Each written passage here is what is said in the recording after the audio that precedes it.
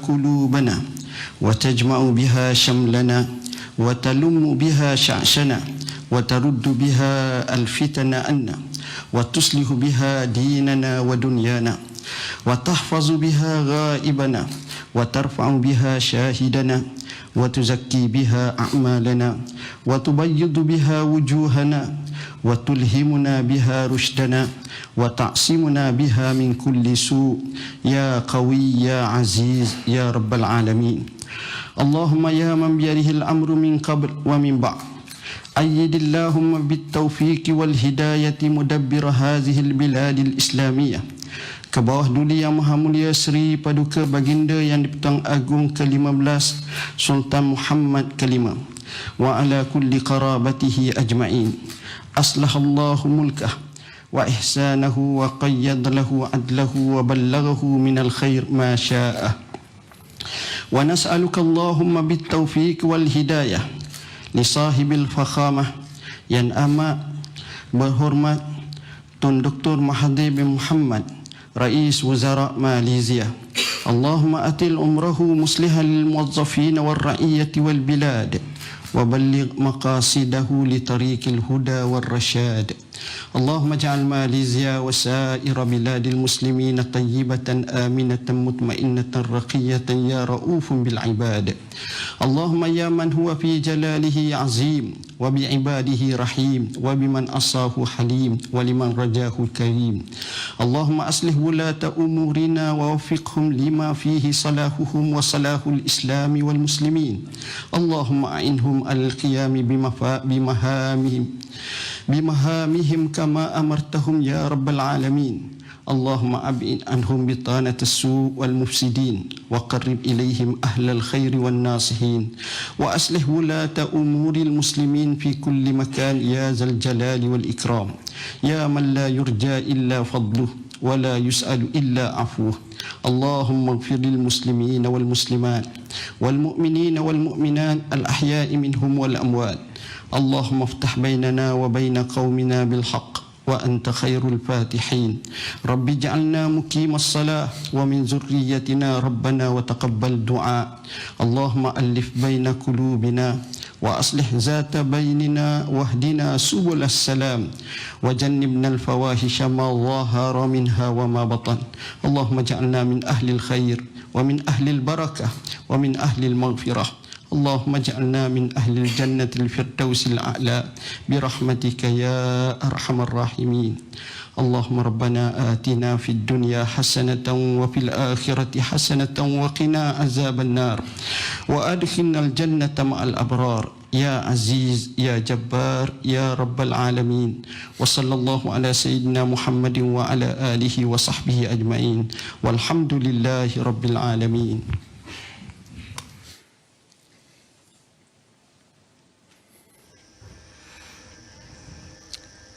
Inilah istiadat yang dinanti-nantikan oleh ramai rakyat Malaysia. Sebuah istiadat yang kelihatannya begitu mudah, namun membawa maksud dan erti yang begitu mendalam dan monumental dalam sejarah politik tanah air. Istiadat pengurnian surat cara pelantikan dan istiadat mengangkat sumpah jawatan dan serta sumpah simpan rahsia telah disempurnakan.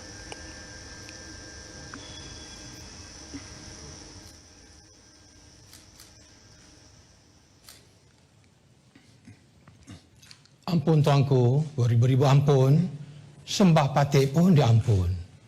Patik pohon limpah perkenan ke bawah duli yang maha mulia, Seri Paduka Baginda tuanku, untuk patik menjemah maklum bahawa dengan izin Allah Subhanahu Wa Taala serta riayahnya dan berkat daulat tuanku juga, istiadat pengurniaan surat cara pelantikan dan istiadat mengangkat sumpah jawatan dan setia serta sumpah simpan rahsia oleh Yang Amat Berhormat Perdana Menteri Malaysia telah selamat disempurnakan. Ampun tuanku, menjunjung kasih tuanku. স্বাগত জানাচ্ছি জনতন্ত্র গণতন্ত্রে। সুপ্রিয় দর্শক, আপনারা এতক্ষণ মালয়েশিয়ার নতুন নির্বাচিত মালয়েশিয়ার নেতা মাহাথির মোহাম্মদের শপথ গ্রহণ অনুষ্ঠান সরাসরি সম্প্রচার দেখছিলেন। সে দেশের সংবিধান অনুযায়ী অনুষ্ঠানটি এখনও চলছে।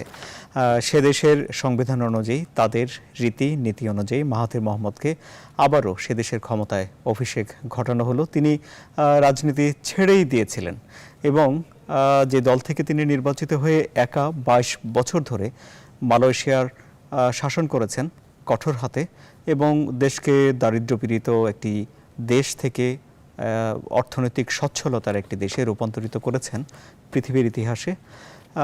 সেই মাহাথির মোহাম্মদ আবারও 61 বছর ধরে ক্ষমতায় থাকা একটি দলকে টেনে নামিয়ে দিলেন এবং বলা হচ্ছে যে যেই রাষ্ট্র ক্ষমতায় যারা ছিল তাদের পেছনে পরাশক্তির সমর্থন ছিল, তাদের বিরুদ্ধে কিছুটা দুর্নীতিরও অভিযোগ ছিল, ইত্যাদি ইত্যাদি নানান কিছুই। এবং মাহাথির মোহাম্মদ ছাড়া সে দেশে আর কাউকে তারা খুঁজেই পায়নি এই লোকটিকে ক্ষমতা থেকে সরিয়ে দেওয়ার জন্য কিংবা তার সঙ্গে প্রতিদ্বন্দ্বিতা করার জন্য।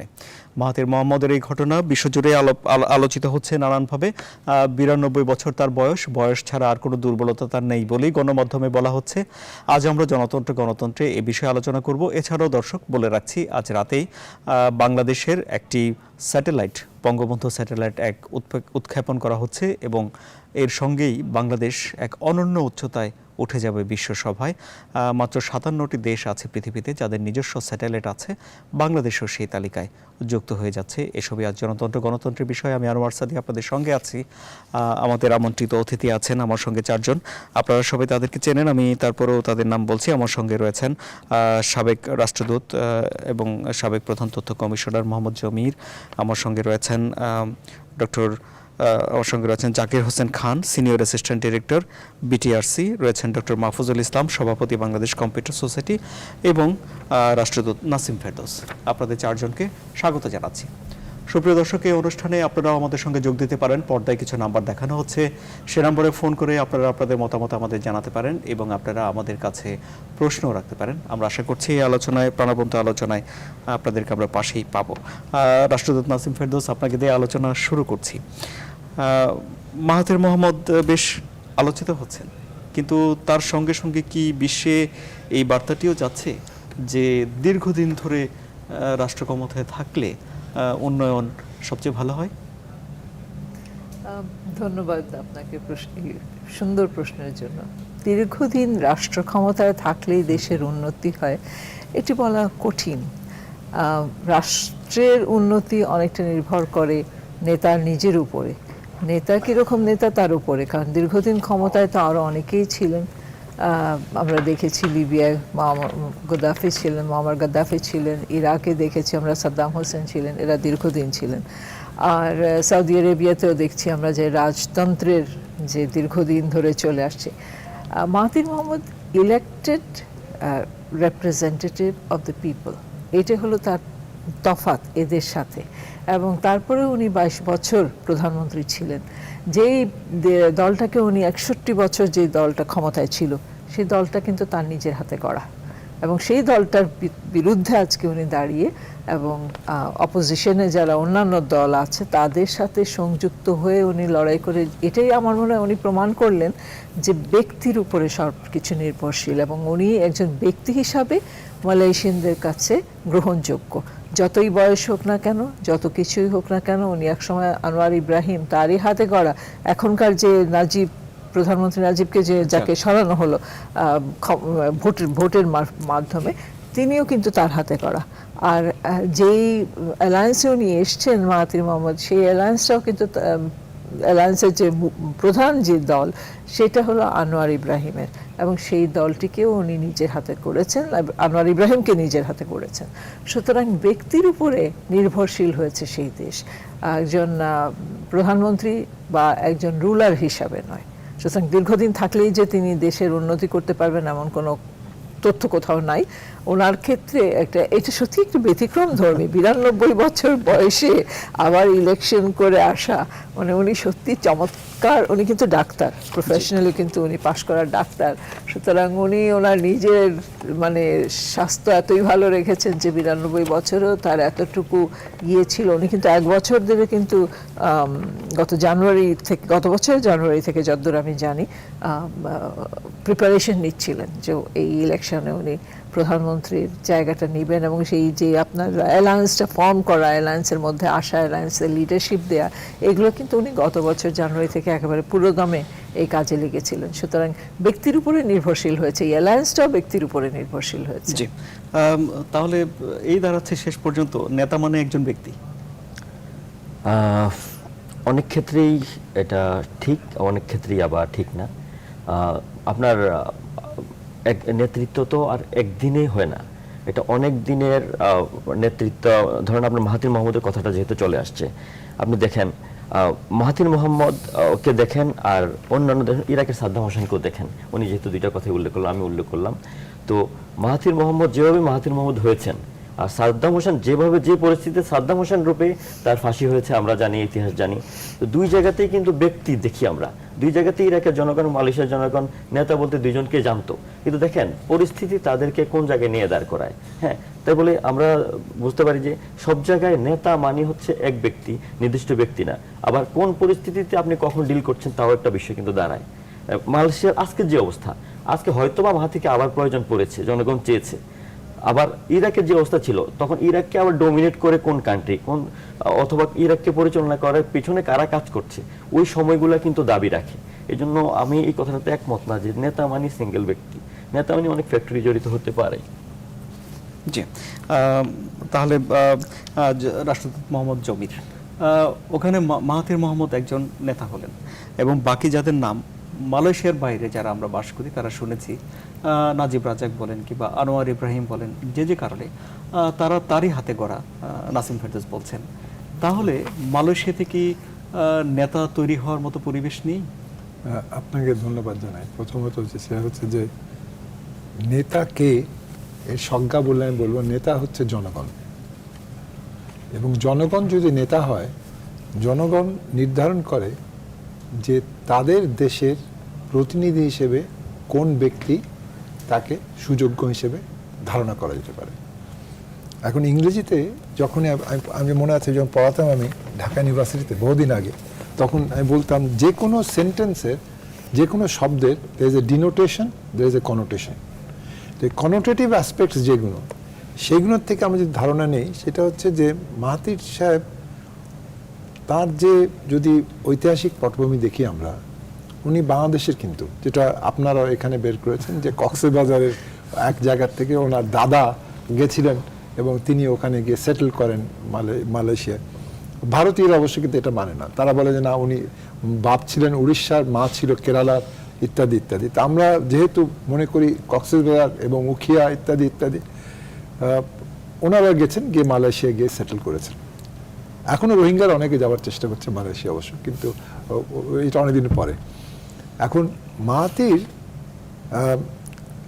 আমার নিজে তার সাথে প্রথম পরিচয় হয় 1976 সালে, এবং আমাকে পরিচয় করে দিয়েছিলেন টুঙ্কু আব্দুর রহমান, তখন প্রথম উনি ছিলেন প্রধানমন্ত্রী।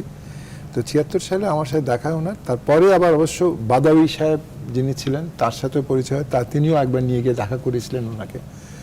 তো ব্যক্তি হিসেবে ওনার গুরুত্ব জিনিসটা হচ্ছে কি, এই যে বিরোধী জোট করলেন পাকতান হারপান অ্যালায়েন্স, এবং এখানে ওনার যে বরিসান ন্যাশনাল অ্যালায়েন্স যাকে হারালেন, পার্থক্যটা হচ্ছে যে বরিসান ন্যাশনাল অ্যালায়েন্সটা ওরা রাজ্জাক বোধহয় অনেকটা ধরেই নিয়েছিল যে আমাকে কেউ সরাবে না ইত্যাদি ইত্যাদি, অনেক কিছু করেছি, এগিয়ে নিয়ে গেছি মালয়েশিয়াকে, এবং অনেক কিছু আমরা অর্জন করেছি, এবং সেই সূত্র ধরে আমাকে আবার অন্যবার তারা ইলেকশন জেতাবে।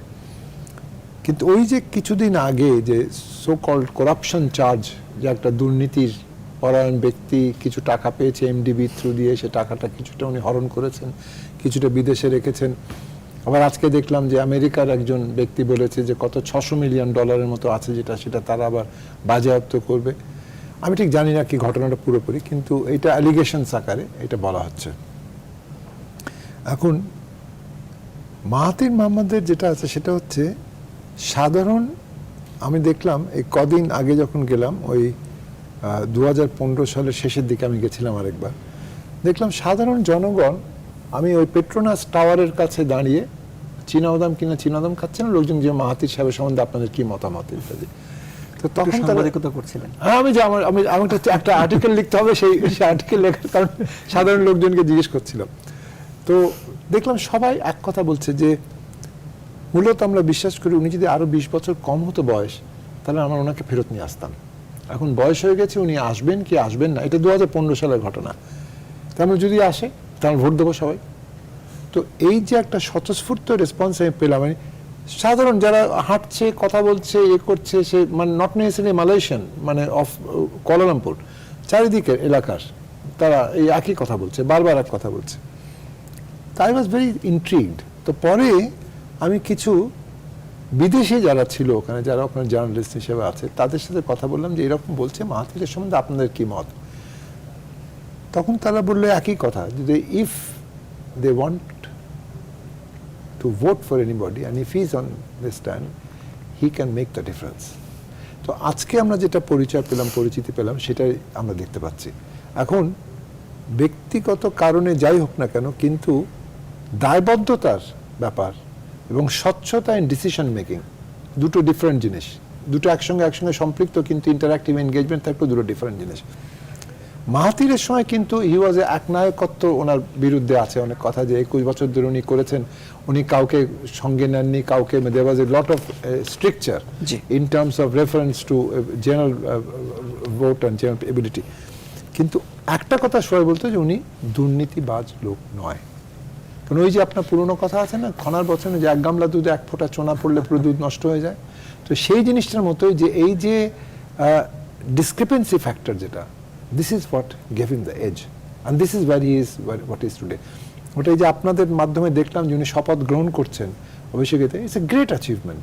এবং আমি মনে করি যে এটা আমাদের সবার জন্য একটা দৃষ্টান্তমূলক একটা যে যাতে করে যে সাধারণ জনগণ তারা নির্বাচন করে, এবং নির্বাচনী প্রক্রিয়ার মধ্যে যদি সুশাসন থাকে, যদি দায়িত্ববোধ থাকে, তাহলে সবসময় দেশের উন্নতি হয়। জি, আমি আপনার কাছে আবার আসবো। সুপ্রিয় দর্শক, আমাদের সঙ্গে টেলিফোনে সংযুক্ত আছেন ডক্টর এনামুল হক। তিনি সাবেক আইজিপি এবং তিনি জাতিসংঘে প্রতিনিধিত্ব করেছেন। সেই সুবাদে তিনি দেশে বিদেশে কাজ করার সুবাদে মালয়েশিয়ার এখন যিনি প্রধানমন্ত্রী হয়েছেন, শপথ নিচ্ছেন এখন মাহাথির মোহাম্মদের সঙ্গে তার কাজ করার অভিজ্ঞতা আছে এবং মাহাথির মোহাম্মদের বাড়িতেও তিনি বেশ কয়েকবার গেছেন। ডক্টর এনামুল হক, আপনি আমাকে শুনতে পাচ্ছেন আশা করছি? জি, আমি আপনার কাছে একটা প্রশ্ন করি। আপনি মাহাথির মোহাম্মদকে দেখেছেন, এটি কি মাহাথির মোহাম্মদ একজন ব্যক্তি তার নিজস্ব গুণাবলী দিয়ে তিনি নেতৃত্ব শব্দটিকে বিশেষায়িত করেছেন, ফলে দেশের মানুষ তাকে ভালোবাসে এবং নেতা হিসেবে খুব মানে, নাকি সেটি সে দেশের গণতন্ত্রের রূপ, যে মাহাথির মোহাম্মদ ছাড়া সে গণতন্ত্র আসলে ঠিকঠাক চলে না? কি বলবেন আপনি? আপনার এই প্রশ্নটা কমপ্লিকেটেড, তবে আমি উত্তর দেবো এইভাবে। প্রথমে বলি যে আমি মাহাথির মোহাম্মদের সঙ্গে জাতিসংঘ থেকে কাজ করিনি। আমি ছিলাম chairman Asia crime prevention foundation. গোটা এশিয়া ক্রাইম প্রিভেনশনের জন্য যে অর্গানাইজেশন, যেটা হেডকোয়ার্টার ছিল জাপান। তো আমরা কয়েকটা দেশে বেশি বসতাম, তার ভিতরে মালয়েশিয়া কুয়ালালামপুর অন্যতম। সব দেশেরই প্রতিনিধি ছিল, কিন্তু আমরা এক্সিকিউটিভ কমিটিতে 12 জন ছিলাম। এখন ওনাকে নিয়ে আমরা সারাক্ষণ নয়, মাঝে মাঝে খুব মানে ইম্পর্টেন্ট, কমপ্লিকেটেড এবং সিগনিফিক্যান্ট ইস্যু হলে আলাপ করতাম। আমার কাছে দুটো জিনিস ভালো লেগেছে, যে উনি আমাদেরকে খুব আন্তরিকভাবে সময় দিয়েছেন, উপদেশ দিয়েছেন, এবং যখন আমরা কাজ শেষ হয়েছে তখন আমাদের যেটাকে বলে রিক্রিয়েশন বলেন, এন্টারটেনমেন্ট বলেন, এটার ব্যবস্থা যাতে সুচারুরূপে হয় সেটা বলেছেন। এমনকি ওনার গ্রাম যেখানে, সেখানেও আমরাকে যেতে হয়েছে ওনারই নির্দেশে। ব্যক্তি হিসেবে আমি মাহাথির মোহাম্মদকে অত্যন্ত সম্মান করি, শ্রদ্ধা করি। কালকে যখন ঘটনা হচ্ছিল, তখন সত্যি বলতে কি, আমি এটা কোনো I don't hesitate to say, আমি দোয়া করছিলাম যে আল্লাহ এই ভদ্রলোক যেন ফিরে আসে। কারণ 22 বছর পরে যিনি পদপ্রার্থী হতে পেরেছেন, বা জাতি চেয়েছে, বা ওনার পার্টি চেয়েছে, তখন নিশ্চয়ই ওনার ভিতরে কিছু আছে যার ফলে উনি এই বয়সে, রিমেম্বার উনি কিন্তু 92 ইয়ার্স ওল্ড। এখন কেউ বলবে যে উনি শরীর ভালো রেখেছেন, এটা ঠিক কথা, কিন্তু ওনার যে সাহস, ওনার যে যোগ্যতা, ওনার যে মেধা এবং ওনার যে ভবিষ্যৎ স্বপ্নদ্রষ্টার মতো কাজ করছেন, এতে শুধু মালয়েশিয়া নয়, গোটা বিশ্বই বোধহয় ওনার দিকে মাঝে মাঝে তাকিয়ে থেকেছে আগেও। এবং এবার যে উনি করলেন, এটা ধারণার বাইরে। আমার মনে হয় ওনার সুনাম আরো ছড়াবে এবং আমরা খুশি হব যদি, আমি ওনাকে বলবো architect of country, and let the country be greater and better during his second time. এটি বলি আমি। আপনার কাছে আমার আরেকটা ছোট্ট প্রশ্ন আছে।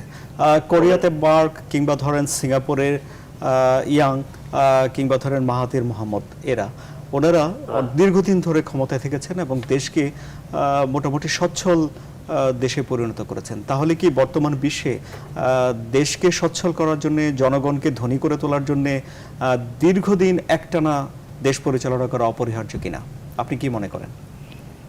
আমি এই প্রশ্নের উত্তর সরাসরি হ্যাঁ বলতে পারবো না, কারণ অনেক উদাহরণ তো আছে যে যারা একবারই এসছে তারাও দেশকে খুব ভালোবেসে চরম চেষ্টা করেছেন মানে শিখরে নিয়ে যাওয়ার জন্য। আবার উল্টাটাও আছে যে যারা একাধিকবার এসছেন তারা অনেকেই ভালো করেননি। একটু আগে একটা কথা, আমার যদি ডিক্টেটর বলেন, কথার কথা যে উনি কাউকে নিতেন না সঙ্গে, একাই করতেন, yes, he had the guts to be benevolent dictator, but he came through democratic process and he sustained his tenure through democratic process.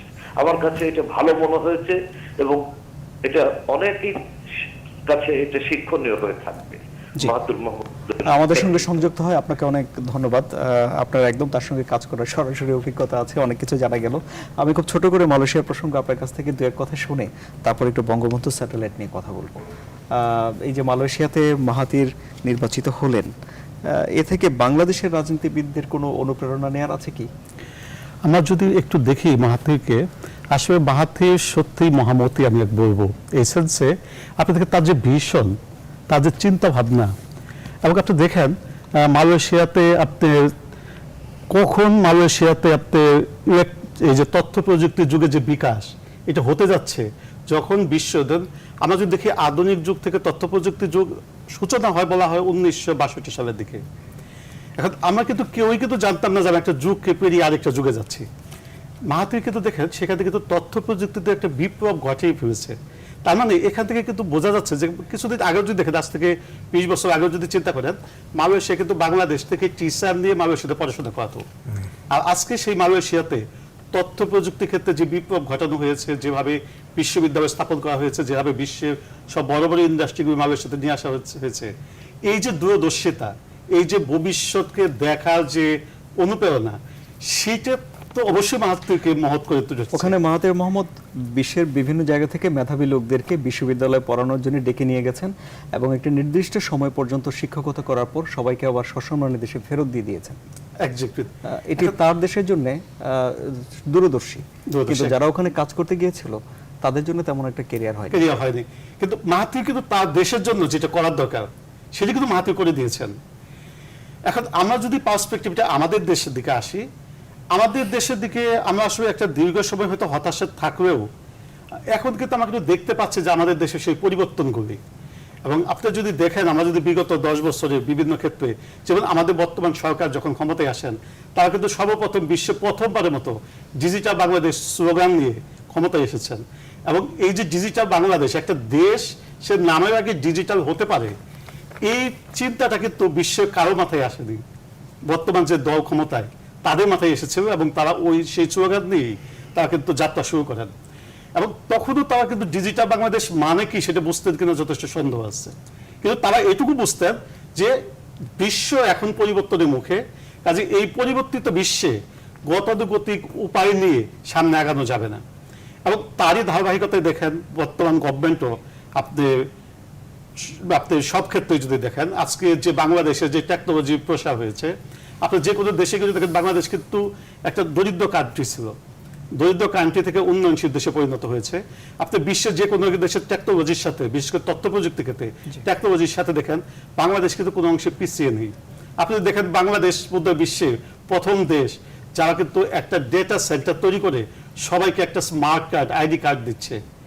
কাজেই এখন তো বাংলাদেশ স্যাটেলাইট লঞ্চ করতেছে এবং স্যাটেলাইটে এ পর্যন্ত বিশ্বের 56টা দেশ স্যাটেলাইট লঞ্চ করছে, বাংলাদেশের নাম যোগ হাতে 57টা দেশ হবে। যদিও বিশ্বের স্যাটেলাইটের সংখ্যা কম নয়, স্যাটেলাইটের সংখ্যা অনেক। এ পর্যন্ত প্রায় 6,600 স্যাটেলাইট নিক্ষেপ করা হয়েছে, পাঠানো হয়েছে অরবিটে। তো তার মধ্যে এখন প্রায় 4,500 মতো স্যাটেলাইট কাজ করতেছে, অন্যগুলি কাজ আসছে মহাশূন্যে, বাদ বাকিগুলিকে সহায় করা হয়েছে। এর মধ্যে প্রায় 1,500-এর মতো এখন কাজ করতেছে, আর 3,000 ডেবরিজ হিসেবে রয়ে গেছে। বাট এর মধ্যে যে একটা, কিন্তু তারা যদি দেশের কথা চিন্তা করতে চাই, যারা তথ্য প্রযুক্তি বা প্রযুক্তি নিয়ে কাজ করতেছে, এই চিন্তা যদি করতে যাই, কিন্তু পৃথিবী এতগুলি দেশের মধ্যে কান্ট্রির অবস্থাতে কিন্তু বাংলাদেশ 57তম, তার মানে এর আগে 56 পরে কিন্তু এটা আসছে। এই যে স্যাটেলাইটের যে এতগুলি সংখ্যা, সেই সংখ্যাগুলি দেখবেন মুষ্টিমে কয়েকটা কান্ট্রি থেকে কিন্তু আসতেছে, আপনি ইউএসএ, চায়না, রাশিয়া, একাধিক স্যাটেলাইট পাঠিয়েছে আকাশে। এবং বর্তমানে আমেরিকার 803টে স্যাটেলাইট আছে, চায়নার 204টা স্যাটেলাইট আছে, এরকম রাশিয়ার উপরে 200 কাছাকাছি স্যাটেলাইট আছে। তার মানে কিন্তু যে স্যাটেলাইটগুলি কাজ করতেছে কিন্তু জাস্ট আপনার 3টে দেশেরই মেনলি বেশিরভাগ স্যাটেলাইটগুলি। এর মধ্যে বাংলাদেশ শরিক হয়ে, যে বাংলাদেশের যে চিন্তাটা, যে আমাদের প্রায় 37টা মতো সম্ভবত টেলিভিশন সেন্টার আছে, যেখানে আমরা কিন্তু 125 কোটি টাকা প্রতি বছর বিদেশে স্যাটেলাইটে ভাড়া দিচ্ছি। 125 না 17 কোটি, $20 লাখ ইউএস ডলার, $14 বিলিয়ন কাছাকাছি এক্স্যাক্টলি। এটা হয়তো 120 থেকে 125 কোটি কাছাকাছি হবে আর কি। সংখ্যাটা হয়তো এক্স্যাক্টলি আমি এটা কাছাকাছি একটা সংখ্যা হবে। এই যে টাকাটা আমরা বিদেশে দিচ্ছি, আমাদের টেকনোলজিতে আমাদের মাননীয় প্রধানমন্ত্রী, আপনার কি মনে হয় যে বঙ্গবন্ধু স্যাটেলাইট চালু হতে তো নিশ্চয়ই 6 মাস সময় লাগবে বা কিছুদিন সময় লাগবে, চালু হলে তাহলে এই যে স্যাটেলাইট বেসরকারি টিভি স্টেশনগুলো আছে, তারা বিদেশি স্যাটেলাইট থেকে এসে দেশীয় স্যাটেলাইটে ঢুকে যাবে, এই বিষয়টি নিশ্চিত করা হবে সরকারের দিক থেকে? সরকারের কিন্তু উদ্দেশ্যটা সেটাই। সরকার কিন্তু সবসময় টেকনোলজিতে আমাদের দেশকে স্বয়ংসম্পূর্ণ করার জন্য কাজ করে যাচ্ছে, এবং সরকারের কিন্তু উদ্দেশ্যটা কিন্তু সরকার কিন্তু এখানে যে আপনার 24টা ট্রান্সপন্ডার নেওয়া হয়েছে এখানে এই স্যাটেলাইটটাতে, এখানে কিন্তু 20টা ট্রান্সপন্ডার কিন্তু বাংলাদেশের জন্য ডেডিকেটেড করা হচ্ছে, আর 20টা বাইরে ভাড়া দেওয়া হবে। কতদিনের ভিতরে এই 20টি ভাড়া হয়ে যেতে পারে বলে ধারণা? এখন সেটি ডিপেন্ড করতেছে, কারণ আমাদের ফার্স্ট কাজটা হচ্ছে যে ভাড়া দেওয়াটা কিন্তু সেকেন্ডারি, প্রাইমারি হচ্ছে আমরা বিদেশি স্যাটেলাইট ইউজ করে আমরা আমাদের দেশে টেলিভিশন বা আমাদের দেশে ইন্টারনেট আমরা কন্ট্রোল করতেছি। তাহলে এই যে টেলিভিশন বা ইন্টারনেটের কন্ট্রোলটা, সহজ কথা টেকনোলজি মিডিয়াটা সম্পূর্ণভাবে আমাদের নিয়ন্ত্রণ রাখা, এটি কিন্তু ফার্স্ট টার্গেট। এবং সেই ক্ষেত্রে আমাদের যখনই স্যাটেলাইটটা অ্যাক্টিভ হয়ে যাবে, তখনই কিন্তু আমাদের দেশে টেলিভিশনগুলি আস্তে আস্তে কিন্তু আমাদের দেশের স্যাটেলাইটে চলে আসবে। এবং এরপরে কিন্তু গভর্নমেন্ট ডেফিনেটলি চেষ্টা করতে থাকবে যে বাদবাকি যে চ্যানেলগুলি আছে এগুলোর মধ্যে, যেমন আমাদের মায়ানমারের স্যাটেলাইট নাই, নেপালের স্যাটেলাইট নাই, তাদের কাছে তারা কিন্তু সহজে কিন্তু কাছাকাছি তারা কিন্তু চলে আসবে। আমি আপনার কাছে আসবো, আপনার কাছে আমি আবারও আসবো। রাষ্ট্রদূত নাসিম ফেরদৌস, একটি তো হলো সম্মানের বিষয় যে বাংলাদেশ স্যাটেলাইট আছে এমন দেশগুলোর ক্লাবে জয়েন করলো, এটি বিদেশে বাংলাদেশের ভাবমূর্তি উজ্জ্বল করলো, কলার ঝাঁকে দিয়ে চলতে পারবে বাংলাদেশ। আরেকটি উনি যেটি বললেন যে স্যাটেলাইট টেলিভিশন চ্যানেলগুলো যে টাকা ভাড়া দিচ্ছে সে টাকা হয়তো গভর্নমেন্ট পাবে, কিছুটা হয়তো কমও হতে পারে। বৃষ্টি হলে কোনো টেলিভিশন চ্যানেলের ডাউন লিঙ্ক বন্ধ হয়ে যায়, পর্দা থেমে থাকে, কিছু দেখা যায় না, এগুলো আশা করি দূর হবে। কিন্তু তারপরেও সাধারণ মানুষের জন্য এই স্যাটেলাইট উৎক্ষেপণ কি বার্তা দেয়? যেটা উনি প্রথমে বললেন যে প্রধান যে বার্তা সেটা হলো যে আমরা প্রযুক্তির দিকে এগিয়ে যাচ্ছি, উই আর মার্চিং ফরওয়ার্ড, এইটা একটা বড় বার্তা। এবং দ্বিতীয় বার্তাটা হচ্ছে যে এই যে সম্মানটা, আমরা এক সময় বাংলাদেশ সরকারে যখন কাজ করেছি প্রথম দিকে স্বাধীনতার পরে, জামিল ভাই এখানে আছেন, উনি সেটা সবচেয়ে বেশি বলতে পারবেন, যে খুব ছোট মনে হতো আমাদের নিজেদেরকে। একটা সময় ছিল, মানে যদিও একটা লম্বা যুদ্ধ করে স্বাধীন হওয়া দেশ, কিন্তু অন্যান্য দেশের কাছে তো আমরা খুবই গরিব এবং খুবই ছোট ছিলাম। সেখান থেকে আজকে যে পর্যায়ে দেশটা এসে দাঁড়িয়েছে, সেখানে আপনি বাংলাদেশি বলতে পরিচয় দিতে আপনার কোনো দ্বিধা থাকে না, বা বাংলাদেশি বলে পরিচয় দিতে আত্মপ্রকাশ করতে অনেক গর্বিত বোধ করি আমরা এখন। সো এই যে বার্তাটা, যে কোথা থেকে আমরা কোথায় এসেছি, কোথায় ছিলাম, কোথায় এসেছি, এবং ভবিষ্যৎ যে ভিশন যেটা ভবিষ্যতের যে ভিশন 2021 বলেন বা যে কোনো ভবিষ্যতের দীর্ঘমেয়াদী যে ভিশনটা, যে চিন্তাধারাটা, সেইটার প্রতি বাংলাদেশের মানুষের একটা আস্থা তৈরি হবে যে হ্যাঁ আমরা এগিয়ে যাচ্ছি, আমরা করতে পারি, আমরা একটা স্যাটেলাইট নিক্ষেপ করছি। এবং কোথা থেকে? ফ্লোরিডা থেকে। একেবারে মানে যে জায়গা মানুষ ট্যুরিজমে যায়, ট্যুরিস্ট হিসাবে যায়, দেখার জন্য যায়, আমরা যেখানে স্পেস ক্রাফট যাওয়ার মানে নিক্ষেপ করা হয় সেখানে, তো সেখান থেকে করা হচ্ছে। এই যে ওখানেও তো একটা নামের প্রশ্ন আছে যে বাংলাদেশের নামটা ওখানে লেখা থাকবে, ওটাই হলো বড় বিষয়টা। বাংলাদেশের মানুষ নিজেদের স্যাটেলাইটের নিজেদের টেলিভিশন দেখবে, এটা যত মানে টেলিভিশনের পিছনে কি আছে, কি প্রযুক্তি ব্যবহার করা হয় বা কার স্যাটেলাইট ব্যবহার করা হয়, এটা সাধারণ মানুষ কিন্তু জানে না এবং সাধারণ মানুষ কেয়ারও করে না ওইটা ব্যাপারে। কিন্তু সাধারণ মানুষ বাংলাদেশের নাম ওই জায়গাটার মধ্যে লেখা হলো সেইটা নিয়ে কিন্তু তারা গর্বিত, সেই জায়গাটাই বড় বার্তা। জি, স্যাটেলাইট উৎক্ষেপণ হবে রাতে, সেটি বিভিন্ন জায়গাতে উপজেলা পর্যায়েও সেটি লাইভ সম্প্রচার দেখানোর জন্য সরকারের দিক থেকে একটা উদ্যোগ আছে। রাতে মানে কটার সময়? রাতে 2:12 থেকে রাত 4টার মধ্যে হবে। প্রত্যেক টেলিভিশনগুলো এটি সম্প্রচার করবে। জনাব জাকির হোসেন খান, তাহলে আর্থিকভাবে এই বঙ্গবন্ধু স্যাটেলাইট থেকে বাংলাদেশের লাভবান হওয়ার কি সুযোগ আছে? অর্থনৈতিক ব্যাপারটার চেয়ে ম্যাডামের কথা ধরে আমি কথাটাতে আসি। ফ্লোরিডাতে থেকে উৎক্ষেপণ হচ্ছে আমাদের স্যাটেলাইট। আপনি দেখেন, এক সময় যুক্তরাষ্ট্রের সাবেক পররাষ্ট্রমন্ত্রী বলেছিলেন তলাহীন ঝুড়ি বাংলাদেশ, হেনরি কিসিঞ্জার। আমরা ওই যুক্তরাষ্ট্র থেকে উৎক্ষেপণ করছি। তো আমাদের ভাবমূর্তি জায়গাটা কোথায়? 71-এ কোথায়, 2018-এ কোথায়? এক। দ্বিতীয়ত আসেন, আমরা প্রযুক্তিতে বললেন যে আমরা একটা জায়গায় যাচ্ছি, মানুষজন কিন্তু বুঝতেছে, একটা সাধারণ মানুষ কিন্তু, একজন কৃষক কিন্তু বুঝবে না যে আমি সম্মানের জায়গায় কোথায় গেলাম। কৃষক বুঝবে যে আমি কি খেলাম, কি পেলাম। তো আপনাদেরকেই মনে আছে ওই কথাটা যে আমাদের বড় বড় মোবাইল সেটে ফোন করা হতো অনেক টাকা দিয়ে, আছে ওই দিনের কথা। তো এই জায়গাটা পেরিয়ে কিন্তু আমরা মোবাইলের প্রাইসিং একটা জায়গায় নিয়ে আসা হয়েছে, ইন্টারনেটের ব্যান্ডউইথের দামও কমিয়ে আনা হয়েছে। এবং এর পরবর্তীতে আজকে রাতে যদি সব ঠিকঠাক থাকে, আমরা মানে তথ্য প্রযুক্তির একটা সম্মানের যে বিশ্ব সম্মানের যে আসর, ওই আসরে আমরা উপনীত হব। কাতারে দাঁড়াবো 57টি দেশের সাথে। যাদের নেই তাদের কথা বাদ দিলাম, যাদের আছে ওদের সাথে আমাদের মাননীয় প্রধানমন্ত্রী গর্বে মাথা উঁচু করে দাঁড়াবেন ওদের সাথে। এটা আমাদের জন্য আসলে গর্বের একটা বিষয়। আমাদের মানুষজন এখন কিন্তু মোবাইলে কথা বলা, আপনি কিন্তু মোবাইল ছাড়া চলতে পারবেন না। প্রত্যেকটা জায়গাতে ইন্টারনেট, মোবাইল, ডেটার ব্যবহার বাড়ছে দিন দিন। এই যে ডেটার ব্যবহার বাড়ছে, ডেটাকে আপনাকে মানুষের উপযোগী করে দিতে হবে। যে ডেটা মানুষ এখন দোকানে গিয়ে বলে যে এমবি কিনবো, এমবি মানুষ কিনে, কৃষক বোঝে না যে ব্যান্ডউইথ কি জিনিস, সাধারণ মানুষ বোঝে না, বোঝে হচ্ছে এমবি বিক্রি করে। তো এমবির দাম কমানো যেন যায়, এমবি যেন অ্যাভেলেবল করা যায়, প্রত্যন্ত এলাকায় যেন ডেটা যায়। তো আমাদের এই স্যাটেলাইট থেকে, এখানে সম্মানিত স্যার আছেন, উনি আরো ভালো বলতে পারবেন যে এই স্যাটেলাইট থেকে আমরা কিন্তু ওই ব্যান্ডউইথের একটা বড়, মানে আমরা যে ব্যান্ডউইথ এখন পাচ্ছি আরো ব্যান্ডউইথের সাপোর্ট হয়। আমাদের বর্তমানে ব্যান্ডউইথে কিন্তু আমাদের ব্যবহার হচ্ছে 630-650 জিবিপিএস এর মতো বাংলাদেশে, যেটা আপনার 2008-এ ছিল 10 জিবিপিএস। আমাদের মোবাইল গ্রাহক, ইন্টারনেট গ্রাহক দিন দিন বাড়ছে। এবং এখন তথ্য প্রযুক্তি এমন একটা জায়গাতে, যুক্তরাষ্ট্রে আপনার কাছে যে মেসেজ যাচ্ছে, আমার এলাকার একটা শিক্ষার্থীর কাছে সেম মেসেজ যাচ্ছে প্রত্যন্ত এলাকার। এই যে গ্লোবালাইজেশনের এই যে ফ্লোটা, এই ফ্লোটা কিন্তু দেখেন আমাদের বৈষম্যটাকে অনেক কমিয়ে দিয়েছে। এই স্যাটেলাইট লঞ্চিং এর ফলে আমাদের যে সাবমেরিন কেবল আছে, টেরেস্ট্রিয়াল কেবল আছে, আদার যেগুলো হচ্ছে টেলিকমিউনিকেশনের মাধ্যম, ওখানে যদি আমাদের কোনো ঘাটতি পড়ে, আমাদের কিন্তু বাকিটা প্রোভাইড করতে পারে স্যাটেলাইট। তো এই যে দেখেন, আর্থিক বিষয় হচ্ছে বড় বিষয়টা হচ্ছে এটা। আর আর্থিকভাবে জায়গাটা যদি আমরা আসি আপনার প্রথম কথাতে, ওখানে হচ্ছে আমি আপনার থেকে কিনতাম, এখন আমি কিনছি না, এখন আমার নিজেরটা হয়ে যাচ্ছে, টাকা দেশে থাকতেছে, কিছু আমি বেচতেও পারছি, আবার বিক্রি করতে পারছি, ডাবল আসতেছে। এই যে দেখেন, আমি ছিলাম ঋণী, এখন সমান সমান হয়ে আবার হয়ে গেলাম ধনী। তো এই যে একটা বিষয়, এটা আমাদের জন্য বিশাল পাওয়া, পরম পাওয়া। কত টাকা ইনকাম করলাম, কিভাবে করলাম, এটা অনেক পরের বিষয়। বিষয় হচ্ছে এভাবে যে একটা ভালো লিডারশিপের কারণে যে আমরা উত্তরোত্তর সমৃদ্ধির পথে যাচ্ছি।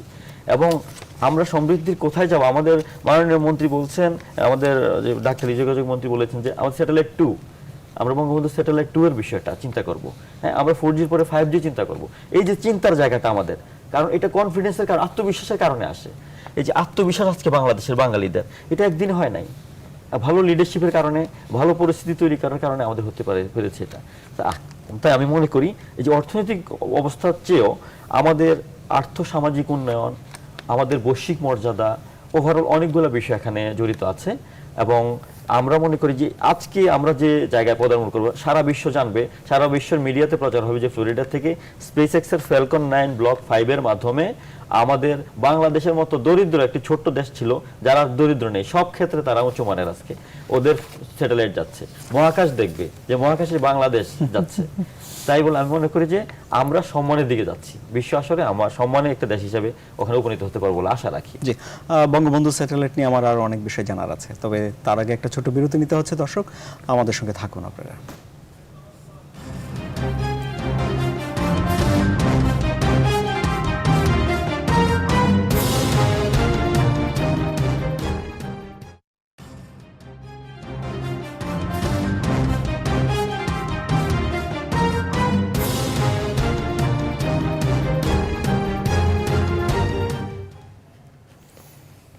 আবারও স্বাগত। আপনারা দেখছেন জনতন্ত্র গণতন্ত্র। জনাব রাষ্ট্রদূত মোহাম্মদ জমির, তাহলে স্যাটেলাইটে তো সম্মান টাকা দুটোই আনবে মনে হচ্ছে, বক্তারা যা বলছেন। টাকা বাঁচবে, সম্মান বাড়বে, এটা সেইভাবে দেখবো আমি। আমার মনে আছে যে যখন ওই যে বললো, নাসিম বললো যেরকম, উনিও বললেন বটমলেস বাস্কেট কেস যেটা ছিল, এখন বাংলাদেশের যে অগ্রগতি সাধন করছি আমরা বিভিন্ন ক্ষেত্রে, তার মাধ্যমে কিন্তু একটা জিনিস সবাই মানতে বাধ্য হচ্ছে, সেটা হচ্ছে বাংলাদেশ। আজকে দেখলাম একটা সার্ভে হচ্ছে, সেই সার্ভেতে দেখিয়েছে যে কিছুদিন পরে যদি যেরভাবে গতি বাড়ছে, এরকম যদি গতি বাড়ে, তাহলে আমরা তাইওয়ানের চেয়ে এগিয়ে যাব in terms of our total GDP value, which is a very important area. এখন আমাদের একটা জিনিস আমি এইভাবে লক্ষ্য, সেদিন বলছিলাম 3 জন রাষ্ট্রদূতকে, আলোচনা হচ্ছিল, তারা বললো তোমাদের ডেভেলপমেন্ট যে বলো তোমরা উন্নয়ন সাধন করেছো গত 10 বছরে, কি সাধন করেছো? তাই আমি বললাম দেখো, দুটো জিনিস তোমরা দেখলে বুঝতে পারবে। সেটা হচ্ছে আমাদের দেশে তুমি যখন বাইরে বেরো রাস্তায় কি দেখো, বলো না বাবা, রাস্তায় বেরোলেই তোমাদের এত ট্রাফিক জ্যাম, তোমাদের এখানে চলাফেরা করাই মুশকিল। এবং তার মানে কি? ট্রাফিক জ্যাম মানে হচ্ছে লোকেরা রাস্তায় তারা নিরাপদ বোধ করে বলেই তারা রাস্তায় নামছে। 2 নম্বর হচ্ছে এত গাড়ি মানে লোকের হাতে পয়সা হয়েছে, তারা গাড়ি কিনছে। তখন তারা বলে এটা আমরা চিন্তা করিনি। আমি বললাম 1 নম্বর এটা। 2 নম্বর হচ্ছে, আমি বললাম একজন গুরুত্বপূর্ণ রাষ্ট্র, নাম বলবো না, বললো যে, আমি বললাম যে দেখো, ফাংশনাল লিটারেসিতে আজকে বাংলাদেশ ইউরোপের, রাশিয়াকে যদি বাদ দাও, আমাদের এখানে যত ফাংশনাল লিটারেট পিপল আছে, that is more than any country in Europe. তো বললো কেমন করে? আমরা সিম্পল জিনিস, যদি আমাদের এখানে 70% লিটারেট হয়, তাহলে 16 কোটির 70 ভাগ কত হয়? It is more than the population of even Germany. So we are more functional literate people than anybody in the world, in Europe. দ্বিতীয়ত আমি বললাম যে আমাদের এখানে মোবাইল ফোন ব্যবহার করছে 142 মিলিয়ন লোক, তার মধ্যে ইন্টারনেট ব্যবহার করছে অ্যাবাউট নিয়ারলি, কেউ বলে 28% ফোন থেকে, কেউ বলে ওভারঅল সব মিলিয়ে নিয়ারলি 60%। মানে তাই যদি ধরো 60% of 16 crores is more than 8 crores।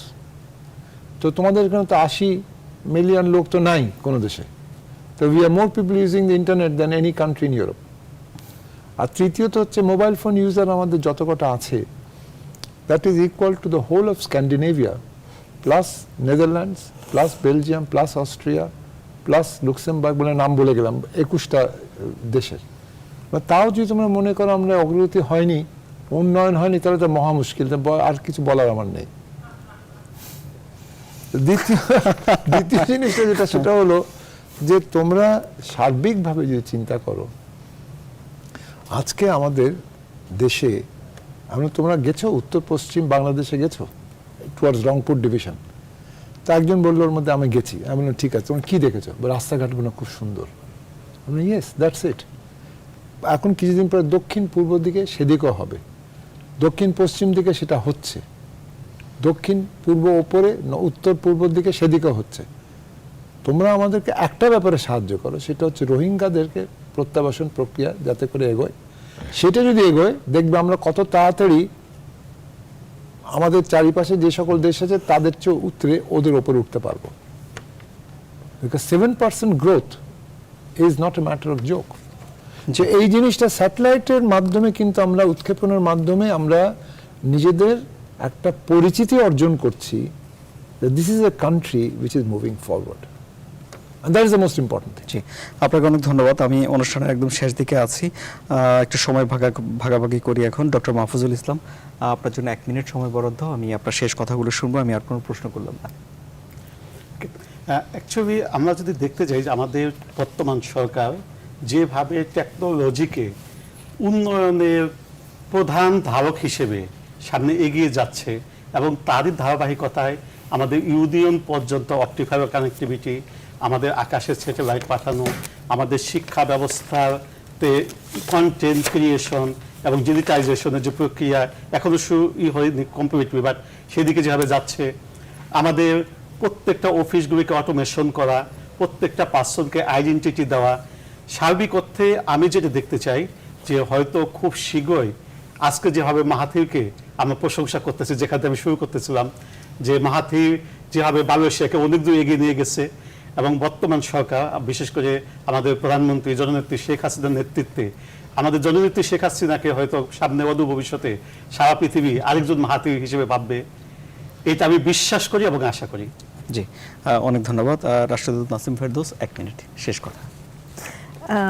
ওনার কথার সূত্র ধরে যদি বলি যে অগ্রগতির পথে যেইভাবে যাচ্ছি আমরা, সেটা একটা স্টেবিলিটি অফ দ্য গভর্নমেন্ট অবশ্যই একটা ইম্পর্টেন্ট জিনিস। কারণ আমরা যখন পরিবর্তনগুলো আনি, মানে আমরা তো ভোটাধিকার প্রয়োগ করেই পরিবর্তনগুলো আনি, কিন্তু সেই পরিবর্তন যেন সঠিক পরিবর্তন হয়।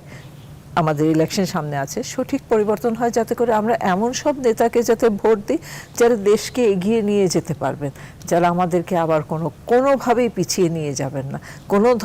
আমরা কোনো ধরনের দেখতে চাই না যে টেনশন, স্ট্রেস সমাজের মধ্যে, আপনি টেরোরিজমে বলেন আর উগ্রবাদী বলেন, এইসব যাতে আমাদের সমাজের ভিতরে আর না ঢুকতে পারে, আমরা যাতে এগিয়ে যেতে পারি সেই দিকে নজর রাখতে হবে।